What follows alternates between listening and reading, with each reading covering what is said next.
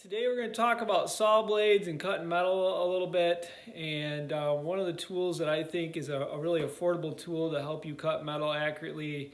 Doesn't add heat to the metal like an angle grinder would in a cutting wheel and an angle grinder. Plus it gives you, it's a little bit easier to cut some angles and have a little more control sometimes depending on the situation. But you know, just a reciprocating saw. So here's a cordless reciprocating saw. And some people like to call these Sawzall. Sawzall was like the name brand, one of the most popular ones. I'm not sure if they were the first one out or what, but so this is just a cordless one. You put your battery here, has a variable speed trigger that is really nice. You can quick change the blade. So this one was $100 without the battery. Yeah, you can even go quite a bit cheaper. This one is a corded version, and you know, it's going to have actually more power than the cordless one. It has a quick change blade adapter as well. It has a trigger lock for a lot of like a long project, and I think this one was only like $30 or something like that. But between the two, you can pretty much get a lot of your projects done out of metal.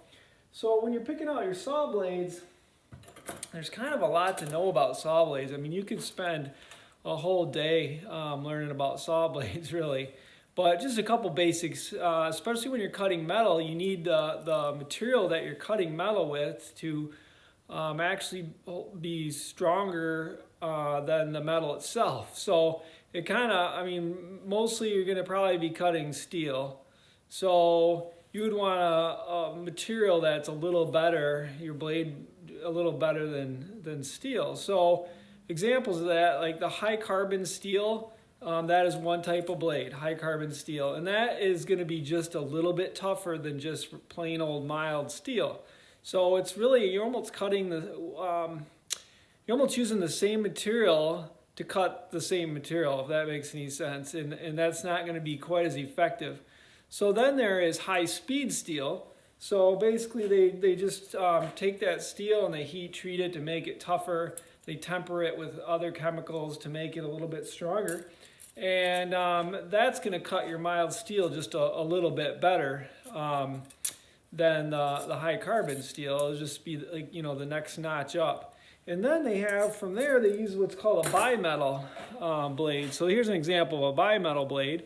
And basically they combine the two. So the teeth are made out of, you know, your high speed steel essentially, and then the rest is carbon steel. They basically just do the treatments on the teeth to make it better.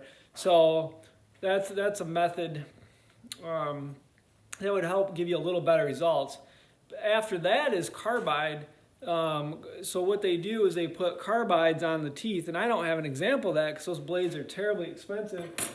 Example that I have is on my circular blade. And all these teeth right here are solid carbide that they weld onto the blade itself. So each one of these, this metal here is a lot tougher than this metal. And we actually have some saw blades that are 100% carbide.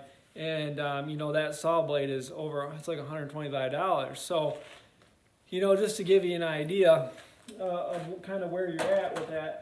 Then you kind of have some general rules when you're using one of these, some things to think about. One is you know, you really don't want to overheat them. So anytime you're using any type of saw that has any type of speed, and as you produce some friction, if you had just a little spray bottle, even with water in it, would probably be better than nothing. Ideally, you want like a fluid that is for metal cutting to cool the metal, and they make some good biodegradable ones. Sawzall is a really good brand that we use a lot, and that helps keep that blade cool. Another thing you want to think about is the teeth per inch. So if you're cutting really thin metal, you would want more teeth per inch. That's going to be a little bit more important. If you're cutting really thick metal, you can have less teeth per inch. So to kind of give you an example of that, it's actually on the saw. So this saw blade has there's a lot more teeth per inch on this saw blade, so it's going to do better on your thinner metal. This one's actually more designed for wood. See how skinny it is and things like that. But generally, if you're using like, if you're trying to cut through really thick metal, you could go with fewer teeth per inch than if you're trying to cut thin metal, because the thin metal likes to catch on those teeth and it will actually rip those teeth right off your blade if you have too big of spacing between your teeth. So the amount of inches per teeth, teeth per inch, I mean, will actually be kind of important as you're going through this. Another thing that's kind of interesting to consider is, so this blade here, see how wide it is? It's a really wide blade. That makes it a lot less likely to bend and flex as you're cutting. So it's going to be give you a lot more stability as you're cutting, you know, compared to some of the more narrower blades that are out there.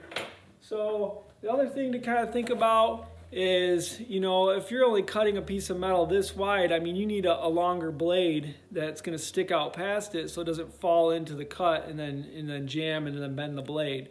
So, you know, you want to use the shortest blade you can, but you do need to have a nice stick out, or else you're going to crush that blade, which, man, I've seen that a lot of times.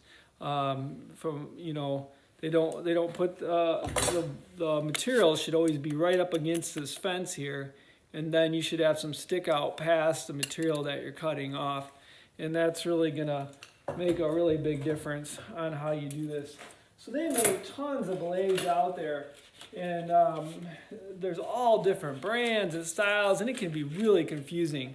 You know, Lennox is a really great blade that they've, you know, it's been out for a really long time, and they've made a lot of improvements. And all the blades that we buy for the wood band saws at the school are all Lennox, and I've really been happy with the Lennox blade. So that would be one that, you know, I would probably recommend.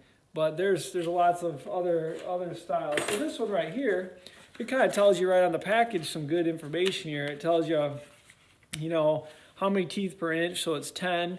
You know, it tells you what kind of metal that this is made out of, and so it'll help you out. A lot of times just looking at the package will kind of give you some good advice of what to do. Blades are one of those things in life where the more money you invest in a blade, it's probably going to be a lot better blade. So for example, like a circular saw blade, you can buy those things for like $3 or $4. But if you were to invest, you know, $10 or $15, you're going to get a blade that's going to last, you know, a good 10 times longer. So that's just kind of something to think about. Anytime I'm using any kind of circular blade, I always invest in the ones that have carbides on them. I mean, it pays off really fast. It's just one of those things. I don't even consider a blade that doesn't have carbides anymore. You'll see on this blade that's kind of interesting, they cut these little zigs in there to help with heat and distortion. If these aren't in here, that blade will get so hot that it will tend to warp, and it doesn't help with the cooling. So there's a lot of little things they're doing now. This was laser cut, you know, that's really fine cut to get in there. Or it could have been water jet too.